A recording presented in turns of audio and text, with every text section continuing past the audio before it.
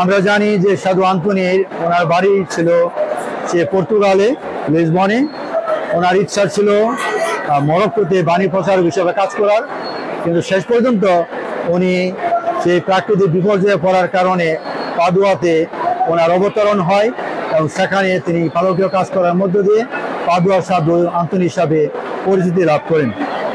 আর jubilee বৎসরে আমাদের আহ্বান জানানো হয়, যেটা হলো একটা অনুগ্রহের বৎসর, পাপ মোচনের বৎসর, মন পরিবর্তনের বৎসর, পাপ স্বীকার করার বৎসর এবং ভ্রাতৃত্ব মিলন এবং অন্যের সাথে সুন্দর সম্পর্ক রেখে জীবনযাপন করার বৎসর। আর তাই এই বিষয়গুলো সাধু আন্তোনি তার প্রচার কাজে বিশ্বব্যাপী মানুষকে আহ্বান জানিয়েছেন, তার ভক্তদেরকে যেন আমরা পাপের জন্য অনুতপ্ত দুঃখ প্রকাশ করি, আমরা যেন মন পরিবর্তন করি, আমরা যেন পাপ স্বীকার করি এবং আমরা যেন মানুষের সাথে সুসম্পর্ক বজায় রেখে জীবনযাপন করি। এবং তা যতদিন শাসন করতে পারবো, এই সাধুর প্রতি আমাদের শ্রদ্ধা, ভক্তি, ভালোবাসা ততই আসলে আরো বেশি প্রকাশ পাবে এবং এই সাধুর যে প্রচার এবং তার যে প্রেরণা, সেটা তখন আমাদের জীবনে আমরা বাস্তবায়িত করতে পারবো।